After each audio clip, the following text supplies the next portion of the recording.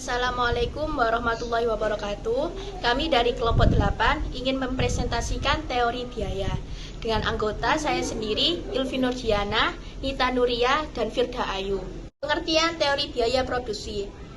Pengeluaran yang dilakukan perusahaan guna memperoleh faktor-faktor produksi dan bahan-bahan yang akan digunakan untuk menciptakan barang yang akan diproduksi dengan tiga asumsi dasar, yakni 1. Pasar dalam kondisi yang sempurna sehingga harga ditentukan oleh pasar dan berapapun output yang diproduksi terjadi habis. 2. Perusahaan hanya perlu memikirkan tingkat output yang diproduksi dengan biaya minimal tanpa memikirkan konsep perjualan. 3. Faktor produksi yang digunakan adalah tenaga kerja dan modal. Macam-macam biaya. 1. Biaya ekonomis, yaitu seluruh faktor produksi yang ada di dalam perusahaan. 2. Biaya privat, yaitu biaya produksi. 3.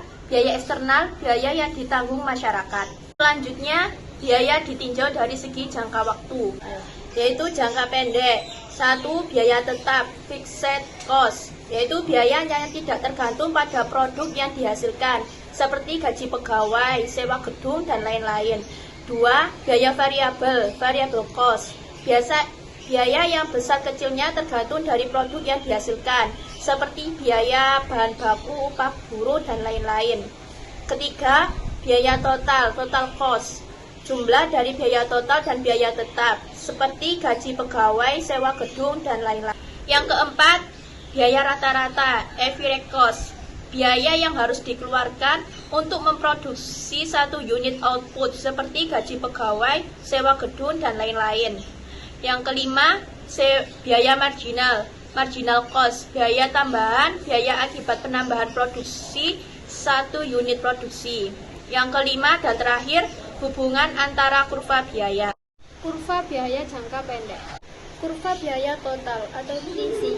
Produktivitas yang tinggi dapat menghasilkan output yang sama dengan biaya yang terkecil, sehingga kurva VC membentuk huruf S terbalik yang berarti bahwa produktivitas dengan biaya yang berbanding berbalik.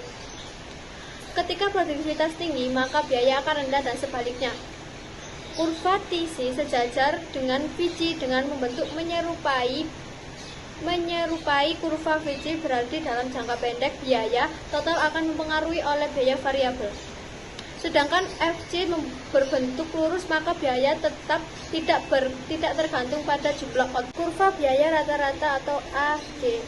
Keterangan, kurva AFC terus menurun tapi tidak pernah menyentuh sumbu horizontal, maka AFC selalu memiliki nilai positif. Kurva AC dan AVC walaupun bergerak dengan pola yang sama, namun keduanya tidak pernah saling bersinggungan. Jarak antara AC dan AVC makin kecil dipengaruhi oleh kurva AFC yang semakin kecil. Pergerakan kurva AVC berkaitan dengan kurva AP, sehingga jika harga per unit tenaga kerja adalah AP, maka AVC sama dengan P atau AP. Berarti jika AP naik, maka nilai AVC akan turun dan sebaliknya. Kurva biaya marginal atau MC. Keterangan, kita dapat mencari kurva MC dari kurva TC, di mana semakin mendatar kurva TC, maka nilai MC akan semakin mengecil, dan jika semakin curam, maka semakin besar nilai MC-nya. Hubungan antar kurva biaya. Penggabungan antara kurva berguna untuk mencari kurva biaya variabel, biaya tetap, dan biaya total. Selain itu juga dapat menggambarkan MC, AC, dan AVC atau kurva biaya berubah rata-rata, dan AFC, kurva biaya tetap rata-rata. Jangka panjang.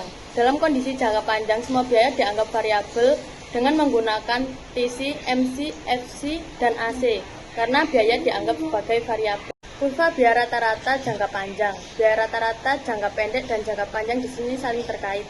Contoh, jika perusahaan kali satu memberikan maksimum profit, maka dia akan memproduksi dengan parit ukuran kecil dalam jangka pendek. Tetapi jika dia memberikan maksimum profit, maka dia akan memproduksi dalam skala menengah SAC2. Karena jika dia memproduksi 3 kali dalam skala kecil, maka biaya akan lebih tinggi. 3 tahap gerakan kurva amplop. Yang pertama, Skala ekonomis yaitu turunnya biaya total rata-rata ketika kuantitas output bertambah. Yang kedua, skala konstan yaitu total biaya rata-rata tetap saat kuantitas output berubah. Yang ketiga, skala diskonomis yaitu naiknya total biaya rata-rata ketika kuantitas output berubah. Penyebab yang pertama, teknologi produksi. Semakin maju teknologi maka akan memerlukan LAC. Akan tetapi jika hal tersebut tidak terjadi maka harus ada evaluasi terkait. Yang kedua, sumber daya manusia. Setiap perusahaan membutuhkan SDM guna meningkatkan efisiensi produksi. Yang ketiga, manajemen. Efisiensi biaya tergantung dari mengerti atau tidaknya tujuan dari pasar yang diinginkan. Sekian dari presentasi kelompok kami. Wassalamualaikum warahmatullahi wabarakatuh.